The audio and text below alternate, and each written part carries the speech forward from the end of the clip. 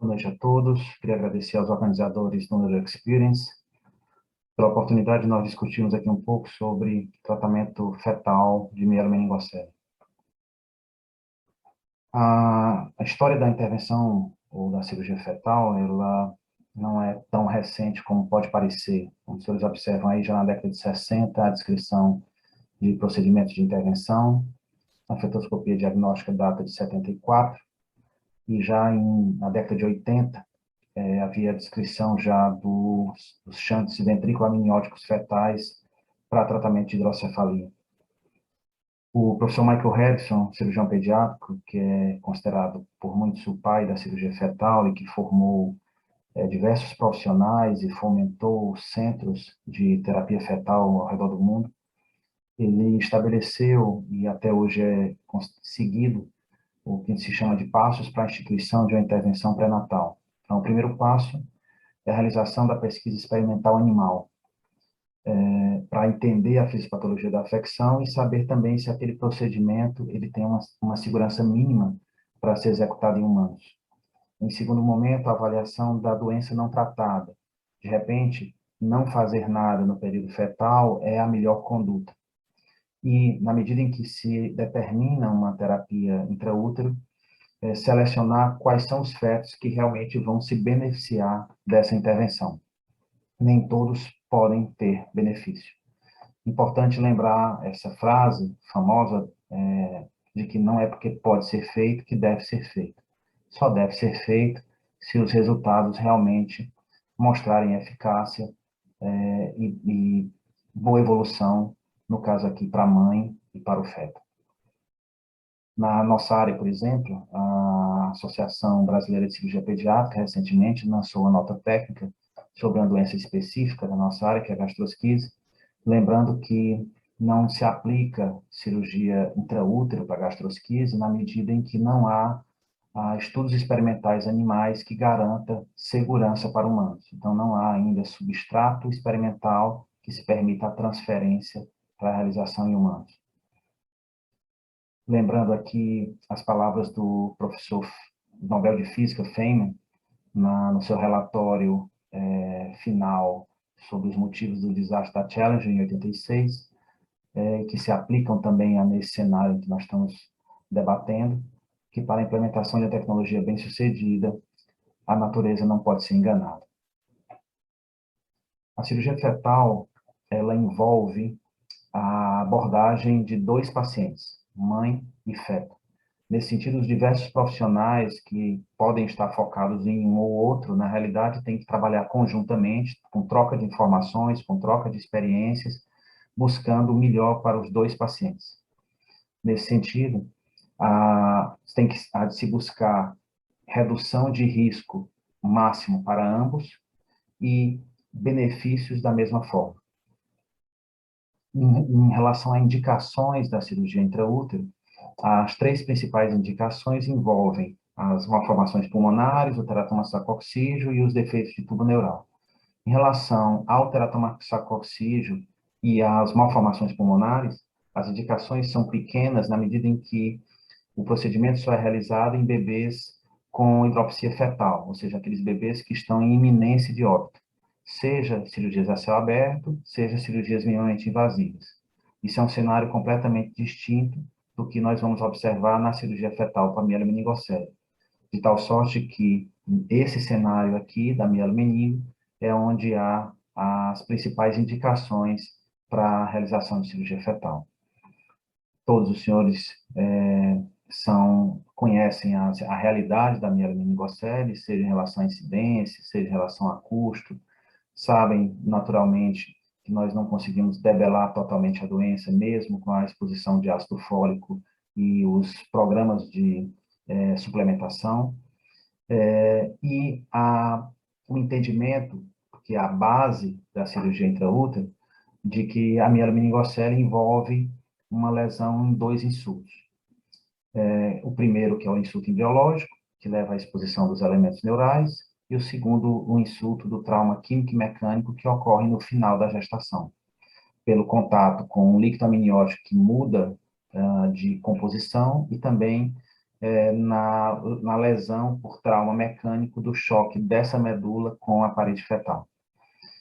Isso é muito bem demonstrado experimentalmente, por exemplo, nesse modelo aqui de camundongos.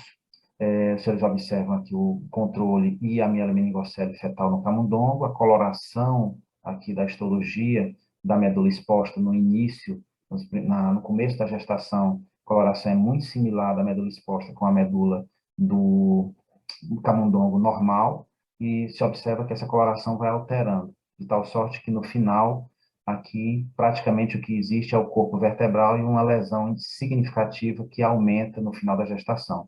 Isso corroborado também aqui nas alterações de apoptose, seja na região anterior como posterior, eles observam que essa lesão aumenta no final da gestação, que é o famoso segundo insulto. Então, esse é o princípio básico da intervenção intrauterina, reduzir ou evitar o segundo insulto. Os primeiros reparos em humanos após substrato experimental animal foram realizados em 96. Curiosamente, os primeiros reparos foram endoscópicos, que na época foram rapidamente abandonados por óbito fetal. E em 97, de forma quase simultânea, foi realizado o primeiro reparo a céu aberto em Vanderbilt e no Children's Hospital da Filadélfia com ASI. Em 2003 a 2010, ocorreu então o famoso MOMS, que é o trial randomizado. Muitos locais na época já realizavam cirurgia a céu aberto, inclusive o Brasil. Realizou-se então um pacto de uma quarentena para a interrupção desses procedimentos, deixando que apenas esses 3 centros realizassem e houvesse a efetiva comparação numa randomização dos resultados da intervenção pré-natal com os resultados da intervenção pós-natal, que mostraram de forma indiscutível que houve uma redução significativa da necessidade de shunt e de 40 para 40% do pré-natal e vindo dos 82% do pós-natal, de cirurgia pós-natal, uma melhora do quadro motor e desenvolvimento mental com 30 meses, a despeito de um aumento do risco, naturalmente, de trabalho de parto prematuro e de prematuridade pela intervenção intrauterina. E, infelizmente, sem dados de melhoria para as repercussões da mielomeningo no trato urinário e no trato digestório. De tal sorte que hoje é muito bem estabelecido os critérios de inclusão para a realização da cirurgia fetal para a mielomeningo, assim como também os critérios de exclusão, por exemplo, se houver a presença de cifose fetal maior ou igual a 30 graus. Os resultados da cirurgia fetal têm sido demonstrados também a longo prazo, já com 2 anos e meio, também mostrando essa melhora dos níveis funcionais, da locomoção e também do desenvolvimento psicomotor, e mantendo também ainda sem melhoria da evolução urológica. Esse trabalho, inclusive, aqui, registra em 2012, a partir de um estudo que ele realizou, que a cada 100 cirurgias fetais para mielomeningo se economiza mais de 2 milhões de dólares. Seguidamente ao trial randomizado, realizaram-se melhorias em relação não só às indicações, mas à própria técnica de fechamento do útero e da mielomeningocele em si. Então, esses aprimoramentos realizados melhoraram os resultados que já eram bons no MOMS, mas esses resultados foram aprimorados.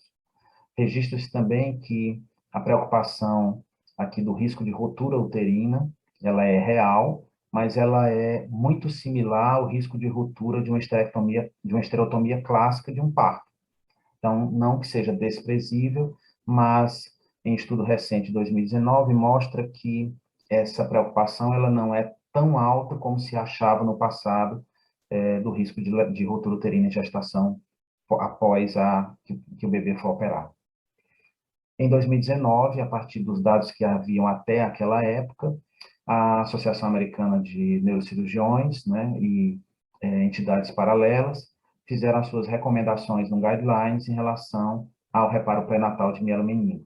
Ele foi, então, recomendado a partir dos critérios do trial randomizado, do MOMS, no sentido de redução do risco de desenvolvimento de hidrocefalia, aqui com nível de evidência 1, mostrando melhora no status de deambulação, o benefício a longo prazo, na época ainda desconhecido, porque só tinha os dados ainda de 2 anos e meio, e aqui já uma preocupação registrada na vigilância, principalmente de síndrome de medula presa, porque haviam já dados iniciais vindo do próprio MOMS, sugerindo que houvesse uma maior incidência de medula presa nesses bebês que haviam sido operados pré-natal. Agora, em 2020 e 2021, foram publicados já os resultados dessas crianças em idade escolar, em média, com 7 anos de idade, reiterando essa melhoria da deambulação. Tá? Aqui se observa uma diferença, ela é estatisticamente significante em relação aos bebês que foram operados no período pré-natal, em detrimento do pós-natal, inclusive com potencial de execução de habilidades motoras mais avançadas, além da deambulação em si. Também mantém-se na avaliação a longo prazo uma redução da colocação de shunt e revisão idem, e, por outro lado, também mantém-se essa preocupação em relação à medula presa. Então, há um maior número de crianças que são submetidas à cirurgia para medula presa se elas forem operadas no período pré-natal. O que se acredita é que, com o aperfeiçoamento da técnica, que no começo do MOMS era uma e depois foi aprimorada, essa necessidade de liberação da medula presa possa reduzir. Mais recentemente, a técnica tem evoluído para a técnica fetoscópica. Basicamente, nós temos dois tipos de técnica fetoscópica. Podemos chamar de percutânea, que é a que ocorre sem exposição do útero. Então, os senhores observam que os trocárteres são colocados diretamente no abdômen da gestante, atravessando o abdômen em si e a parede uterina. Então, nesse caso, não é possível fechar o orifício no útero. E a outra técnica é a fetoscópica aberta, em que o útero é exposto, os trocárteres são posicionados diretamente no útero, e como o útero está exposto, após a retirada dos trocárteres, esses orifícios uterinos, eles conseguem ser fechados. Então, nesse sentido, nós temos hoje três técnicas, basicamente: a cirurgia a céu aberto, que é um status de literatura estabelecido, não há mais, digamos, discussão de que ela traz benefícios, e mais, nos últimos anos, o aparecimento da fetoscópica percutânea e da fetoscópica aberta. Apesar de não haver estudos randomizados comparando as três técnicas, o que se observa dos dados de literatura é que a necessidade de shunt das três é similar, tá? Embora o segmento das crianças, obviamente, é maior no atual momento em relação ao céu aberto, que foi realizado primeiro, e ainda um segmento mais inicial nas outros dois tipos de técnicas, tá? Aqui os senhores podem observar que um estudo no pós-MOMS, realizado pelo pessoal do Children's Hospital da Filadélfia, mostram que o aprimoramento da técnica levou à redução da ruptura prematura de membranas em relação ao trial randomizado inicial, e há uma redução também na deiscência da mielo meningocele fetal. Mesmo no trial randomizado, apesar de ter havido todos os benefícios, houve uma taxa de 13% de deiscência de mielo meningo, e no período pós-MOMS, essa taxa caiu para 3,6. Quando se juntam todas as técnicas fetoscópicas, com e sem exposição uterina, utilizando aqui dados de 2021 publicados, vocês observam que a ruptura prematura de membrana ela é alta, tá? Ela chega a ser até mais alta do que a cirurgia fetal a céu aberto. Por quê? Porque aqui eu estou juntando técnica, inclusive, sem exposição uterina, onde, apesar da incisão no útero ser pequena, porque é posicionado só um trocarte, essa incisão ela não é fechada, tá? Naturalmente, com uma incisão pequena, a taxa de deiscência da incisão ela é zero. E parte dessas gestantes já podem realizar o seu parto por via vaginal e não parto cesáreo. Por outro lado, assusta aqui a taxa de deiscência da mielo meningo, que vai para 20%. Com a técnica fetoscópica com exposição uterina, aqui o trabalho do próprio grupo do Texas, que é um dos que fazem essa técnica, em 2020, ele mostra a evolução a partir inicialmente, o fechamento do defeito da mielo em uma camada e fechando com 3 camadas, similar ao que é realizado na cirurgia a céu aberto. Então, os senhores observam que a parte dos pacientes, aqui em média 50%, já podem realizar o parto vaginal, e há uma queda importante aqui da deiscência da mielo meningo, na medida em que a técnica fetoscópica ela passa a realmente ser realizada da mesma forma em que é realizado a céu aberto. E a ruptura prematura de membrana cai significativamente, se aproximando aos dados do pós-MOMS, tá? Por quê? Porque o útero está exposto e você consegue fechar o orifício do trocárdio. A técnica fetoscópica, ela utiliza a insuflação com CO2 aquecido e umidificado, isso já está bem demonstrado de que é seguro, inclusive esse aquecimento e a umidificação são importantes para manter essa segurança, tá certo? Que havia dúvida em relação a isso. E também a evolução da própria técnica em si, que no começo fechava em apenas uma camada, basicamente a pele, então era até de certa forma esperado que isso fosse causar uma alta taxa de deiscência, e hoje já se procura realizar em várias camadas, fazendo com que isso seja mais próximo do que são os resultados da cirurgia fetal a céu aberto. Aqui no Ceará, a história da medicina fetal remonta a 91, quando foi iniciado o serviço de medicina fetal na maternidade escola da Universidade Federal do Ceará. Ao longo desse período, havia sempre esse sonho de realização da cirurgia fetal e vários de nós realizamos treinamentos diversos, seja no país, seja fora do mesmo, de tal sorte que em maio de 2019, junto com os professores Moron e Sérgio Cavalheiro da Universidade Federal de São Paulo, eles aqui estiveram e realizaram conosco a primeira cirurgia fetal a céu aberto do estado. De lá para cá, são aí mais de 2 anos, a equipe tem se consolidado aqui no estado e também de apoio a estados vizinhos, e realizado diversos procedimentos. Muitas vezes chegam para nós e perguntam quem é o cirurgião fetal da equipe de vocês, né? Na realidade, nosso cirurgião fetal é a equipe, porque nós entendemos que aqui a junção das experiências de cada um, do conhecimento que cada um traz das suas respectivas áreas, na medida em que é unificado e compartilhado, é possível se conseguir cada vez mais melhores resultados.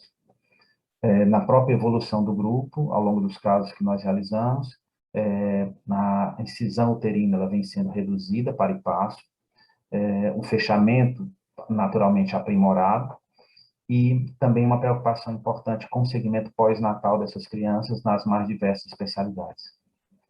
Aqui a avaliação inicial dos primeiros 21 casos, os senhores observam que, felizmente, não houve nenhum óbito perinatal, nenhum bebê precisou ser submetido a uma nova cirurgia para fechamento da mielomeningo, não houve deiscência, tá? Ainda temos aqui uma taxa de shunt de 23%, mas isso provavelmente vai aumentar porque temos ainda uma avaliação de pouco tempo, mas os resultados iniciais, como desse bebê aqui, são extremamente animadores, mostrando que já conseguimos chegar aos resultados do que a literatura demonstra.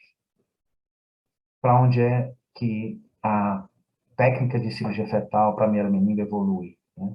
Então, no passado já se tentou realizar esses procedimentos por robótica, em 2002, 2004, mas com plataformas antigas, e o procedimento foi abandonado. Não há estudo recente envolvendo a cirurgia robótica, mas eu acredito que isso é uma questão de tempo, porque na própria cirurgia pediátrica, em que nós temos cenários de pequenos espaços, a cirurgia robótica tem entrado. Então, nas plataformas atuais, nós já temos instrumentos extremamente delicados na sua extremidade, o que facilita muito tentar mimetizar o que realmente nós fazemos em cirurgia aberta, mas a arte do instrumento ainda é de diâmetro significativo e isso é um fator limitante para a realização da cirurgia fetal robótica. Com a evolução das plataformas, é natural que haja essa miniaturização, como aconteceu na videocirurgia clássica, e isso evolua.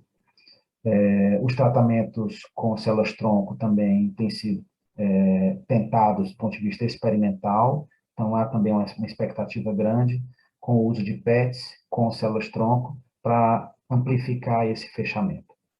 Podemos, então, concluir que a neurocirurgia fetal é, sim, o novo tratamento, ou tratamento padrão para o tratamento da mielomeningocele.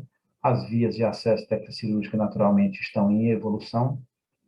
Há de se ter a ética e o método científico como pilar na avaliação dessas diversas técnicas e vias de acesso, e também nessa avaliação a importância de avaliar não apenas o pré-natal em si, mas os dados pós-natais precoce e tardio.